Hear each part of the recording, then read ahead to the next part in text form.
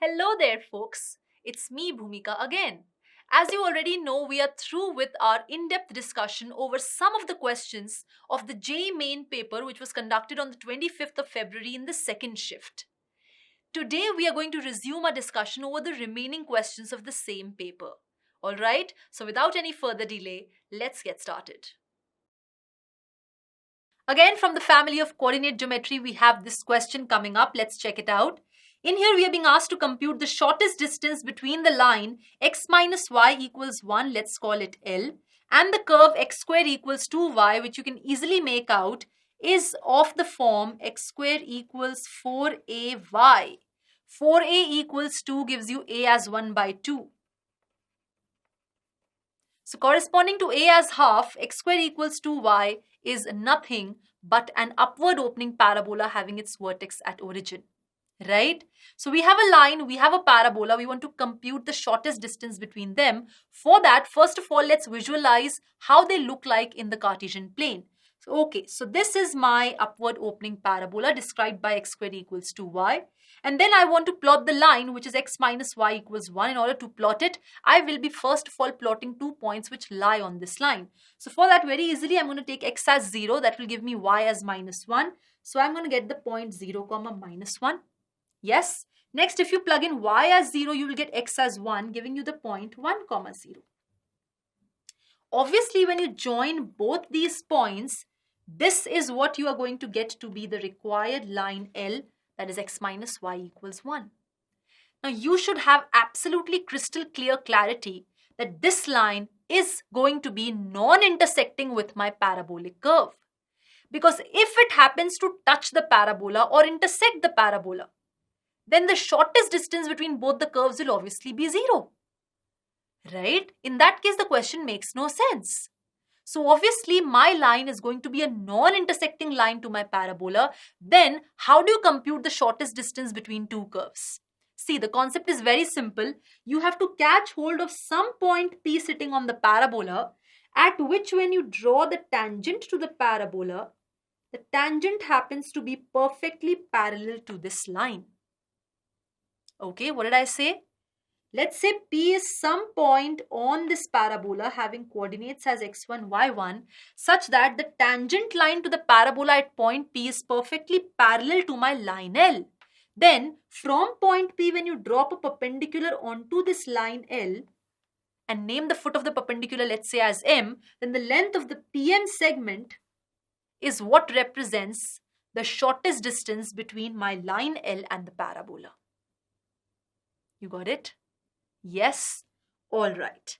So, what should I do now? I somehow want to fetch the coordinates of point P. But before that, realize that P is such a point on the parabola such that the tangent at this point is parallel to my line L. Parallel lines have same slopes, isn't it? So in here, if you transform this to the standard form y equals mx plus c, this is y equals x minus 1. So the slope of this line, let's call it m1, is the coefficient of x, that is 1. So slope of my tangent line will also be 1. So m2 is 1. But I know I have the equation of the curve with me. So I can use my differentiation technique to get the slope of the tangent at point P from there also. So x square equals 2y, differentiate both sides, you will get 2x equals 2 times dy by dx. So dy by dx, that is your y dash, is coming out to be x. So at the point P having coordinates x1, y1, what are you getting? x1. What is this? Dy by dx at point P is nothing but the slope of tangent to the curve at point P. So m2 is coming out to be x1. But m2 is 1. So you are getting x1 as 1. But x1, y1 is a point sitting on the curve x square equals 2y. So its coordinates will satisfy the equation of the curve. That means x1 square is 2y1. Yes. So if x1 is 1, y1 will be 1 by 2. So point P is known to me 1 comma 1 by 2. Okay. Tell me one thing. The length of the perpendicular that you've drawn from point P onto line L is nothing but the distance between these two parallel lines L and T. In order to compute the distance between two parallel lines, I should have their explicit equations with me. I already have the equation of line L. Let me now compute the equation of line T by using my point slope form. So I have the coordinates of one point sitting on line T, and I have the slope of line T as m1, that is 1. So I'm going to write its equation as y minus half equals slope times x minus 1. Y minus y1 equals slope times x minus x1. This gives you 2y minus 1 equals twice of x minus 1. That means 2y minus 1 is 2x minus 2. So what do you end up getting? 2y minus 2x equals minus 2 plus 1, that is minus 1. Yes? Or I can say 2x minus 2y equals 1. Isn't it? 2x minus 2y equals 1. You can take out 2 common, you will be left with x minus y equals half. This is the equation of my line T, and x minus y equals 1 is the equation of my line L. They are both parallel, so the distance between them will be what? Mod of C1 minus C2. That is 1 minus half, the difference in the constant terms, upon under root of coefficient of x whole square, that is 1 square, plus coefficient of y whole square, which is minus 1 square. That is same as 1 square. So this is what? Root 2. And 1 minus half gives you half. So you are left with 1 by 2 root 2. Bingo. The distance between my parabola and the given line is 1 by 2 root 2 units, which is the shortest distance between both of them. Understood the drill nicely? Great. Coming up from the world of probability, demanding from you some basic understanding, that is fundamental knowledge about PNC, that is permutation and combination, is this very interesting question. Let's check it out. It says capital A is the set of all the 4-digit natural numbers whose exactly one digit is 7. That means capital A is consisting of all the 4-digit natural numbers such that out of those 4 digits, exactly one digit is 7. Understood?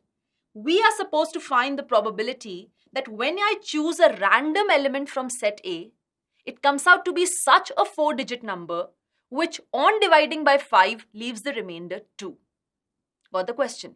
So let's say capital E represents the event which occurs when the chosen element from set A happens to be such a 4-digit natural number which leaves the remainder 2 when divided by 5. Then probability of occurrence of event E will be what? Number of members in E upon number of members in A. Isn't it? See, A is a large set consisting of all the 4-digit natural numbers. Yes, such that exactly one digit is 7. Out of this large pool of members sitting in A, I will be selecting, choosing those 4-digit numbers which on dividing by 5 leave the remainder 2. So those are my favorable outcomes, right? Which is number of members in set E. And what are my total number of outcomes? Number of members in set A. So number of favorable outcomes upon number of total outcomes will give me my required probability, right? That means we have to first of all attack on finding the denominator quantity, and then we are going to attack in finding the numerator quantity. Once both of them we have individually fetched, we will plug in the values in here and get the answer very quickly, right? So let's get started. I am interested in finding the number of members in set A first of all, which represents my total number of outcomes in here. A has all the 4-digit natural numbers such that exactly one digit is 7. Now keep in mind, I am supposed to fill the digits by single numbers, which are 0, 1, 2, 3 up till 9. So I have 10 single digit numbers from 0 to 9, right? Now inside A 4-digit number which has exactly one digit as 7 may start with 7, or it may look like a 4-digit number with second place filled with 7, or it may look like a 4-digit number with third place filled with 7, or it may look like a 4-digit number with 4, that is the last place filled with 7. Okay, let's start with the first case. Fine. Now I have a 4-digit number with first place filled with 7. Now the second place can be filled in how many ways? I cannot put 7 in the second place, right? Do you agree? Because exactly one digit has to compulsorily be 7. So from 0 to 9, 7 has been eradicated. So I'm left with just 9 options to fill my second place. That means I can fill my second place in 9 ways. Third place can also be filled in 9 ways. Fourth place can also be filled in 9 ways. So if first place can be filled in exactly one way by putting 7 at it, second place can be filled in 9 ways, third in 9 ways, fourth in 9 ways, then by using my fundamental theorem of multiplication, in how many ways can I fill all the 4 places? 7, or I should say 1 into 9 into 9 into 9. Isn't it? Yes. So total number of 4-digit numbers which start with 7 are these many. Okay? Moving ahead to the next case, if second digit is fixed to be 7, then first digit can be what all? I cannot put 0 here. Do you understand? The first place cannot have 0. Isn't it? Because otherwise, my 4-digit number will reduce to a 3-digit number and I'm not allowed to do so. Yes, so first place cannot be filled with 0. First place cannot be filled with 7 because 7 is already seated at the second place. That means I have only 8 options to fill my first place in this case. 9 options to fill my third place, 9 options to fill my fourth place. That means all in all, I can fill all the 4 places in 8 into 1 into 9 into 9 ways.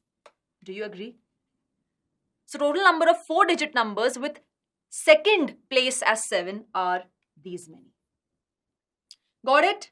Moving ahead to the third case when 7 is fixed at the third place. So first place cannot be 0 again, cannot be 7 again. So 8 ways to fill the first place, 9 ways to fill the second place because at second place I can keep 0 and 9 ways to fill the fourth place. Okay, so total number of ways are coming out to be 8 into 9 into 9 into 1. And last case, well, first place I cannot put 0, so 8 ways to fill it. Second place I cannot put 7, so 9 ways to fill it. Third place also 9 ways to fill it. Last place is already filled by 7, so just one way to fill it, that is by putting 7 at it. So number of ways of filling all the 4 places together is 8 into 9 into 9 into 1. Right. So individually we found the total number of ways of occurrence of each of these 4 cases. I want what? Total number of members in set A, or will be replaced with plus. Agreed? Or will be replaced with plus, again fundamental theorem of addition, nothing else. Okay? And hence what I get as total number of members in A is 9 cube plus 3 times 8 into 9 square, which comes out to be 9 square common 9 plus 24, which is 2673. Okay, so I have found the denominator quantity, bingo.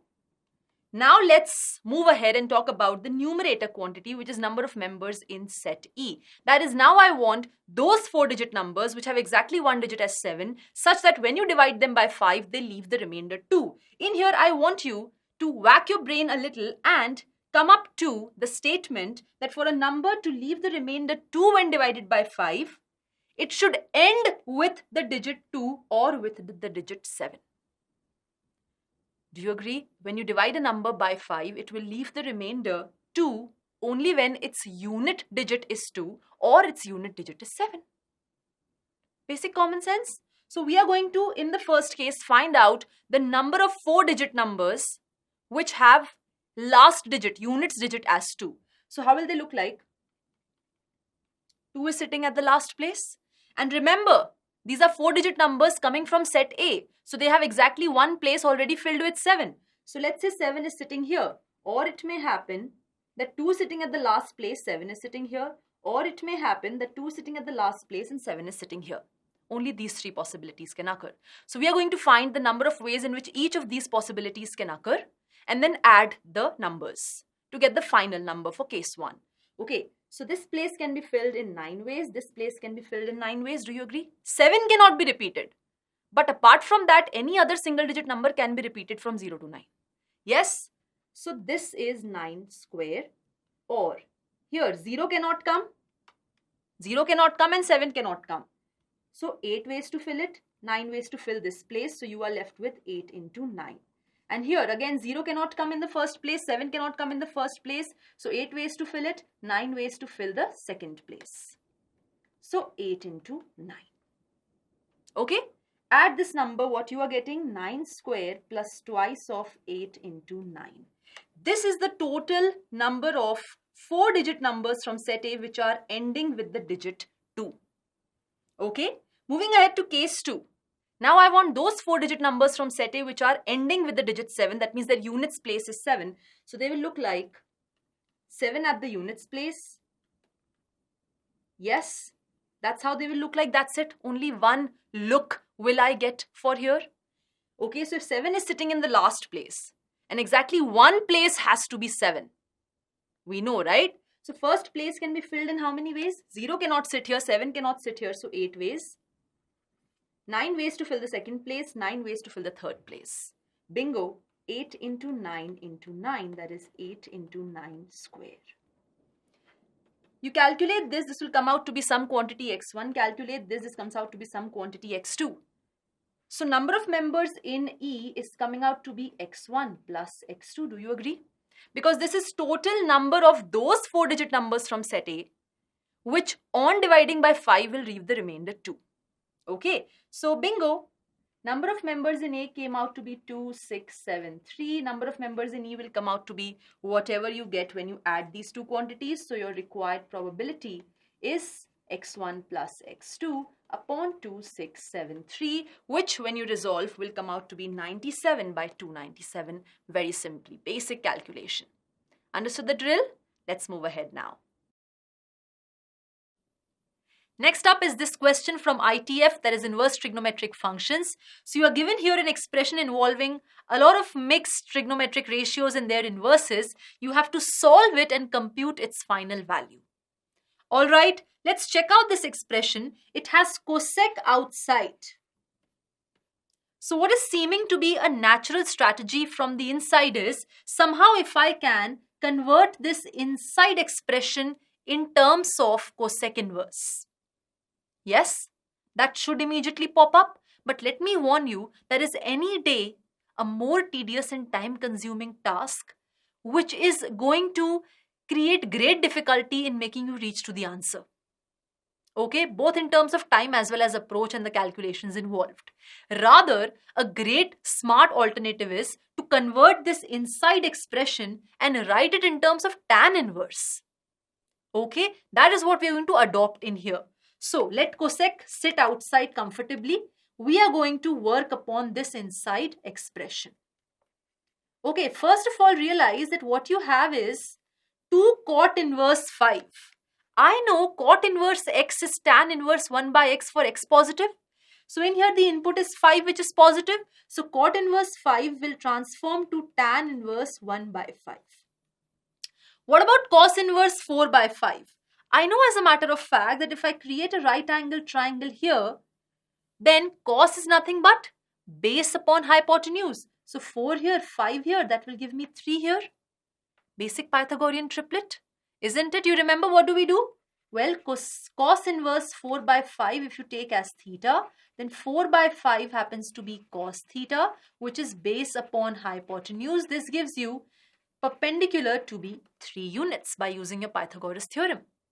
Now for questions like these, I will suggest you to remember some very famous Pythagorean triplets like 3, 4, 5. Then you have 5, 12, 13. Then you have 8, 15, 17. Then you have 7, 24, 25. Then you have 16, 63, 65.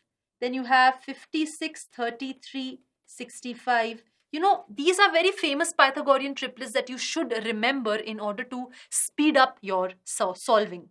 Alright, so in here I know cos inverse 4 by 5 will be what? Tan inverse, what is tan? Perpendicular upon base, that will be 3 by 4. So you can see my inside expression is only involving tan now. Okay, twice of tan inverse x. What is this equal to? Twice of tan inverse x is nothing but tan inverse of 2x upon 1 minus x square. Tan inverse 2x upon 1 minus x square is nothing but 2 tan inverse x plus tan inverse 3 by 4. Alright, What is this giving you? Resolve this. This is 2 by 5 upon 1 minus 1 by 25. So this is 2 by 5 upon 24 by 25. So this gives you 2 by 5 multiplied with 25 by 24, which is 5 by 12. Okay, so this is resolving to give you 5 by 12. Let me write it here itself. Okay, so now your inside expression has transformed to tan inverse x plus tan inverse y. Because x into y is less than 1, tan inverse x plus tan inverse y will be tan inverse of x plus y upon 1 minus xy. Okay, so this gives you cosec tan inverse of x plus y upon 1 minus xy. Cool? Let's simplify this. This is cosec outside as it is, tan inverse of, what is this? What is this coming out to be? 12 into 4, that gives you 48. So this gives you 20 plus 36 by what? 48 minus 15, that is 33. So you get 56 by 33. And I just told you 56, 33 and 65, Pythagorean triplet. So what do you have? Tan inverse 56 by 33. Tan is what? Perpendicular upon base. So 56 by 33, this will come out to be 65. You want to write it in terms of cosec. Sine is what? Perpendicular upon hypotenuse. So cosec will be hypotenuse upon perpendicular. So 65 by 56. So cosec as it is, inside will be cosec inverse of 65 by 56. Did you see how beautifully we landed ourselves to the step which has cosec outside and cosec inverse of an argument inside? Realize this is a quantity greater than 1. Cosec of cosec inverse x happens to be equal to x when the quantity x is either less than equal to 1 or greater than equal to 1. My quantity, my argument, my input of cosec inverse is greater than 1. So my answer will be that input itself. Okay, so 65 by 56 is my final answer sitting in option B. Bingo, I'm done. Moving ahead, let's check out this question from again trigonometry itself. In here, please keep in mind you are given that x and y are strictly sandwiched between 0 and pi, and cos x plus cos y minus cos of x plus y is 3 by 2. Then based upon all this information, you have to compute the final value of sin x plus cos y. Now, there is one very direct, beautiful, smart method to tackle this question. Let me reveal that to you. It's like a shortcut, which is going to give you your answer in a jiffy. So it says, if x and y are two angles strictly sandwiched between 0 and pi, such that corresponding to those angles this equation is getting satisfied, can you think for some time and fetch two values of x and y respectively, which on plugging in this equation it gets satisfied? Can you think of some x and y between 0 and pi which will satisfy this given equation? Think, ponder upon this question. It's very simple, guys. If you take x as 60 degrees, y also as 60 degrees, cos x gives you cos 60, which is 1 by 2. Cos y gives you again cos 60, which is 1 by 2. And here you get cos 120, which is minus 1 by 2. What do you end up getting? 1 by 2 plus 1 by 2 plus 1 by 2, which is 3 by 2. Yes? So by just whacking your brain a bit in fetching those explicit two values of x and y between 0 and pi, which will satisfy this equation, I have almost got my answer. How? I know x is equal to y equals 60. So sin x will be sin 60, which is root 3 by 2. Cos y will be cos 60, which is 1 by 2. So your final answer is root 3 plus 1 by 2, which is sitting in option A. But if you want to check out the traditional conventional method of solving such questions, any question belonging to this family, then let me reveal that methodology to you as well. See, in here the drill is, we have to exploit this equation to the maximum possible level. Realize, I am going to use cos C plus cos D formula in this part, and this will be transformed again to the half angle formula. So cos 2 theta is 2 cos square theta minus 1. Remember, 1 plus cos 2 theta is 2 cos square theta. So, cos 2 theta is 2 cos square theta minus 1. and cos c plus cos d is 2 cos c plus d by 2 into cos c minus d by 2. Everything will be converted to half angle basically. So cos x plus cos y will be 2 cos x plus y by 2 into cos x minus y by 2, and minus cos of x plus y will be what? 2 cos squared x plus y by 2 minus 1, which will become plus 1 equals 3 by 2. So 3 by 2 minus 1 will give you 1 by 2 here, giving you this equation. Alright, now multiply this 2 to the left hand side. Basically cross multiply. That gives you this. So this 2 becomes 4, this 2 becomes 4, and right hand side becomes 1. Can you see that? Easy peasy steps, basic methodology. Okay, fine. What am I going to do next? Now I'm going to play smart and transform this 1 and write it as cos squared theta plus sin squared theta. For what value of theta? For what value of theta? Obviously for theta equals x minus y by 2. Why not x plus y by 2 and why x minus y by 2? You'll realize this in a short while.